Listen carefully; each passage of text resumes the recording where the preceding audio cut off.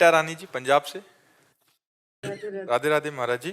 महाराज जी, तेरा किया मीठा लागे की स्थिति कैसे आए और कैसे आगे बढ़े इस मार्ग? जब तक अहंकार समर्पित नहीं होता तब तक ये बात नहीं आएगी। देहाभिमानी जीव कभी ऐसा नहीं सह सकता। जब अहंकार प्रभु के चरणों में समर्पित हो जाता है तो प्रभु का हर विधान अच्छा लगता है। अपने प्यारे के द्वारा किया हुआ हर विधान प्यार में लगता है। जब हमें प्रभु से अपनापन नहीं हुआ, देह से अपनापन है, तो हम भक्ति तो करेंगे पर हमारी लालसा रहेगी अनुकूलता की। हमारे अनुकूल विधान प्रभु का हुआ तो जय हो प्रभु की, और प्रतिकूल विधान हुआ तो श्रद्धा में कमी आ जाएगी। लेकिन अहंकार समर्पित हो गया तो जिनके शब्द हैं तेरा किया मीठा लगे ना, वो साक्षात प्रभुमय है। उनका रोम रोम वाहेगुरु है। हृदय से केवल वाहेगुरु का विधान स्वीकार है। वाहेगुरु परमेश्वर को कहते हैं, परमात्मा को कहते हैं, श्री कृष्ण को कहते हैं। तो जब वो श्री कृष्णाकार है, भगवदाकार है, तो ये देह उनकी पीड़ा हो रही है पर हृदय में उनके इतना महान सुख हो रहा है, तो उसी सुख का अनुभव कर रहे हैं कि तेरा किया मीठा लागे। अच्छा विचार करो, अग्नि दाहिका शक्ति ये जिस प्रभु की प्रकट की हुई है उन प्रभु को जला सकती है क्या? तो देखने में तो लग रहा है कि गुरु अर्जन देव को तपाए हुए तवे पर बैठाल करके तप्त बालू डाली जा रही है और उनको विवश किया जा रहा है, लेकिन हृदय इतना शीतल है भगवान के चिंतन में कि उसका तनिक भी प्रभाव नहीं पड़ रहा। पक्का मानिए, तेरा किया मीठा लागे ये उसी हृदय से निकलेगा जिसका अहंकार समर्पित हो चुका है। कोई अंग नहीं है जो पीड़ा न दे रहा हो।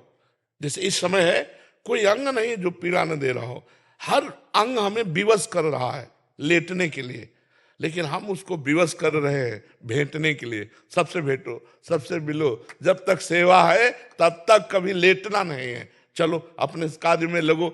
अब ये हम अगर हमें मीठा ना लगे तो हम तुम्हारे सामने बैठ नहीं सकते, हम तुम्हारे सामने उत्तर नहीं दे सकते, हम भगवत चर्चा नहीं कर सकते। हमें बहुत मीठा लग रहा है, हमें लग रहा है मेरी श्री जी ने बहुत कृपा की जो मेरी किडनी फेल की। ये उनकी कृपा है, हमें कृपा महसूस हो रही। आपको लग रहा होगा कि ये क्या भजन इनका कि अपनी किडनी के रोग में ये ग्रसित हैं, ये दूसरों का कष्ट क्या निवारेंगे। पक्का समझ लीजिए ये एक मायाकृत नाटक है। हमें 100 में 100% दुख नहीं है, 100 में 100%। पक्का समझ लीजिए, हर समय एक ऐसा आनंद बना रहता है। वो आनंद न रुपया में है, न घर में है, न ब्रह्मा के पद में है, न कहीं है। उसी आनंद के बल से हम मस्त रहते हैं। तो वो गुरुजन है और हम उनके चरण आश्रित हैं। अब उन गुरुजनों को कितना अच्छा लग रहा होगा, तभी कह रहे तेरा किया मीठा लागे, हरिनाम पदारथ नानक मांगे। भगवान के नाम में डूबे हुए, भगवान के रूप में डूबे हुए महापुरुषों को एक भी, प्रहलाद जी को एक भी कष्ट नहीं हो रहा। आग में जलाया जा रहा है, विष पिलाया जा रहा है, पर्वत से दबाया जा रहा है, जल कुछ नहीं, वो आनंद मगन है। क्यों? राम राम हरि हरि उनके मुख से निकल रहा है और सर्वस्व हृदय समर्पित है प्रभु को। ये महिमा प्रभु को समर्पित होने पर ही होगी। लोहा कभी चमक नहीं सकता, लोहा कभी आभूषण नहीं बन सकता। ये पारस का चमत्कार है कि छू गया तो सोना बन गया और आभूषण बन के मस्तक पे रख गया।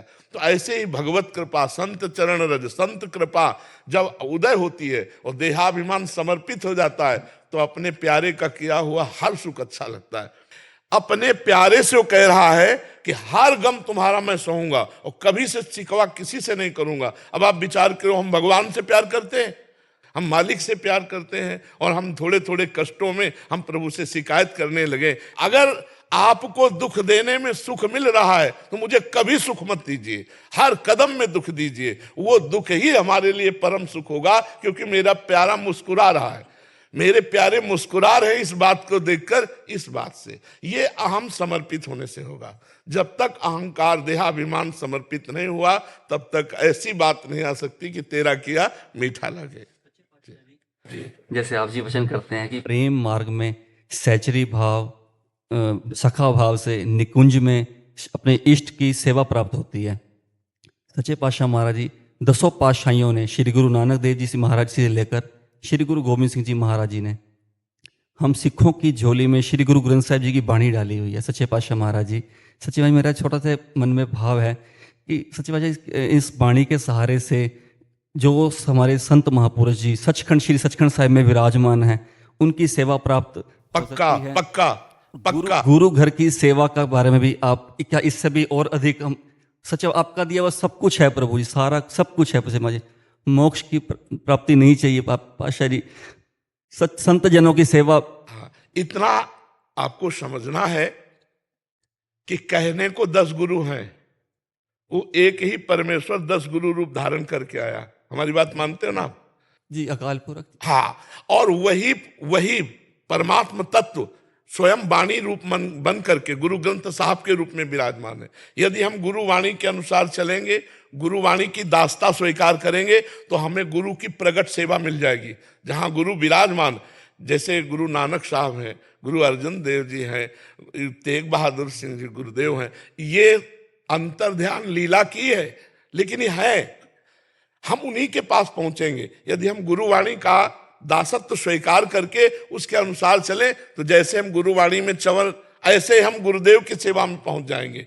पक्का गुरु साहब विराजमान हैं। हम आपको कह रहे 35 वर्ष पहले गंगा के किनारे जब हम साधन में तत्पर थे, तो सबसे पहले गुरु नानक साहब जी के हमें दर्शन गंगा किनारे हुए थे। एक पट्टी पड़ी हुई थी और उसमें पंजाबी अक्षरों से लिखा था या अरबी भाषा से लिखा था, मुझे ज्ञान नहीं, पर वो कुछ लिखा हुआ था, और परम प्रसन्न मुद्रा में गंगा। जबकि हमारा उस समय कहीं कोई परिचय नहीं था, और जब छवि देखी तब लगा रहे साहब तो हमें पहले दर्शन दे चुके थे। तो ये गुरु साहब विराजमान है। वो जिस जीव को अपनाना चाहते हैं वो अपनी शरण में ले लेते हैं, और उनकी आज्ञा का जो पालन करेगा वो सदा सदा के लिए उनके पास पहुंच जाएगा। इसमें कोई संशय नहीं। आप ये मत सोचिए कि अपने गुरुजनों के पास हम नहीं पहुंच पाएंगे या उनकी प्रगट सेवा नहीं मिलेगी। प्रकट शासन गुरुदेव का है, वही परमेश्वर है, वही परमात्मा है, वही अकाल पुरुष है। अपने पुत्र की माँ कभी मत छोड़ना सच्चे पातशाह महाराज जी, अपने पुत्र की माँ कभी मत छोड़ना। हम तो कभी भी छोड़ सकते हैं, अब हमारे पुत्र। हमारे प्रभु का स्वभाव अपनो परण विसार, भगत को पूरो परण निभाऊं, जाचक जाचू कहे तो बेचे से बिक जाऊं। भगवान कह रहे मैं अपने प्रण को भूलकर अपने भक्त की बात की रक्षा करता हूं। तो अगर आप गुरुजनों की वाणी के अनुसार चलोगे तो निश्चित उस परम पुरुष परमात्मा को गुरु रूप में देखकर उनकी सेवा में सदैव रहोगे। तमन्ना जी हरियाणा से। राधे राधे महाराज जी। राधे राधे महाराज जी, आपके चरणों में कोटि कोटि प्रणाम। महाराज जी, मेरे मन में एक भय है, जैसे मैं किसी एग्जाम की तैयारी कर रही हूँ, तो मुझे भय है कि यदि मैं उस एग्जाम में पास नहीं हो पाई तो मेरे जीवन में कुछ करने का उद्देश्य खत्म हो जाएगा। अब मैं सभी विद्यार्थियों की तरफ से ये पूछना चाहती हूँ कि इस भय को कैसे दूर कर सकते हैं और अपने जीवन के उद्देश्य कायम। बच्चा, हमारे पास तो एक ही उपाय है कि अगर भगवान का भरोसा हो जाए तो भय खत्म हो जाए। कि अगर मैं फेल भी हो जाती हूं तो भगवान मेरे है ना, कोई ऐसा उपाय करेंगे जिससे मेरा मंगल हो जाएगा। फेल हो जाने का भय पहले आपने स्वीकार कर लिया, पहली हार तो आपने स्वीकार कर ली, पहले ही सोपान जो जीत की है वो आप हार चुके हैं। नहीं, मैं पूरा प्रयास करके पढ़ूंगी, मैं अपने विषय में परिपक्व होंगी, और मैं कैसे फेल होंगी। अंतिम समय तक परीक्षा के हम यही सो, मैं जीतूंगी, मैं विजय को प्राप्त होंगे, मैं पास होंगे। और जब फेल हो गए तो हमें विचार करना त्रुटि कहाँ हुई, कौन से अभ्यास में त्रुटि हुई। अब अगले वर्ष मैं ऐसा पढ़ूंगी कि नंबर 1 में आऊंगी। हार तो हमें स्वीकार ही नहीं करनी। हम अपने जीवन की बात करें, हार स्वीकार करना हमारे स्वभाव में नहीं। जिद्दी स्वभाव, हार स्वीकार नहीं करना। अगर हमें कहीं भी हार लगती है तो हम उस कमी को देखते हैं, 100 बार उस कमी को ठीक करने की कोशिश। अगर 100 बार हारेंगे तो हम स्वीकार नहीं करेंगे मैं हारा हूं। नहीं, मैं एक दिन जीतूंगा, मैं ये कमी को दूर करूंगा, आगे बढ़ूंगा। अब जैसे विद्यार्थी पहले से डर गया, अब वो इतना घबराया हुआ तो जरूर कमी कर देगा। घबराया हुआ आदमी कहीं सफल नहीं होता। हमारी बात समझना, चाहे खेल में हो, चाहे पढ़ाई में हो, या किसी भी हो, थोड़ा निर्भय होना चाहिए। घाटा हो गया, अब क्या होगा, अब वो इसी चिंतन, निगेटिव चिंतन क्यों करते हो। घाटा होगा तो देखा जाएगा। एक बार हम देखते हैं इसको, हम अपने भाव को देखें। तो हमें पहली हार तो ये हमारी हो गई जो मैं भयभीत हो गया। और ये हार इतनी बुरी होती है कि कि वो पहले से भयभीत, आखिरी में जब भयभीत होता है वो हार गया, मान लो फेल हो गया, अब उसको कई चिंतन, माता पिता का इतना पैसा लगा, वो क्या डांटेंगे, और हमसे जो कमजोर मित्र हैं वो तो पास हो गए, ये सब मेरा उपहास करेंगे, और उसको लगता है मैं कर लूं क्योंकि इन सबसे बच जाऊंगा। ये बातें नहीं होनी चाहिए, ये बातें नहीं। एक वीर बहादुर की तरह उत्साह संपन्न रखो। पढ़ाई में आपने कमजोरी की है तभी आपको भय लग रहा है, ये कैसे लग सकता है?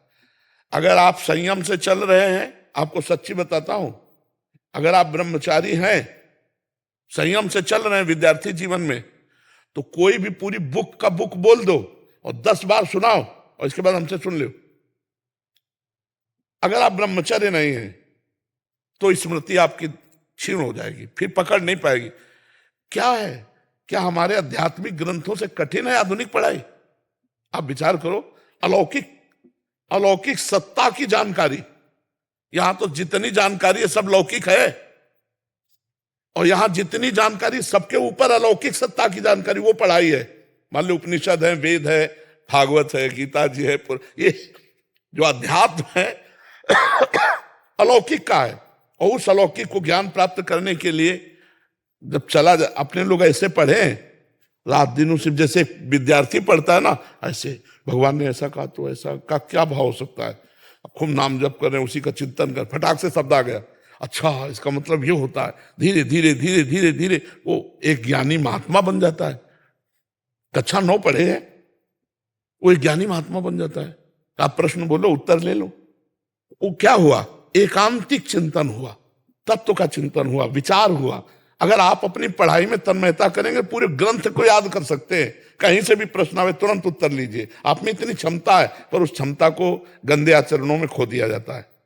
ये जो आजकल चला है ना, गर्लफ्रेंड बॉयफ्रेंड और ये सब दलित दुराएं, ये कभी बच्चों में ना आवे। हम तो कहते हैं जो बच्चे बच रहे हैं उनसे प्रार्थना है कि कभी स्वीकार मत करना, और आगे जो बच्चे निकल चुके हैं इस मार्ग में वो लौट आवे। ये बहुत गलत मार्ग है, इससे तुम्हारी स्मृति नष्ट हो जाएगी, तुम्हारी हृदय शक्ति कमजोर हो जाएगी। अभी बच्चे हो, ये अवस्था के अनुसार होता है। जब 20-22 अवस्था में ब्याह हो जाए फिर गृहस्थी में जाओ, तब वो अपने धर्म का प्रयोग करो। ये ऐसे नहीं करना चाहिए। और ये भय आदि जो है ना, इनको छोड़ो, पढ़ाई में मन लगाओ। हम पास क्यों नहीं होंगे? मेहनत किया भाई, क्यों नहीं पास होंगे? ऐसा कोई प्रश्न नहीं आता जो हमारे सब्जेक्ट से बाहर हो। आप विचार करो, हमने अपने सब्जेक्ट की तैयारी क्यों नहीं की? ये हमारी कमी है।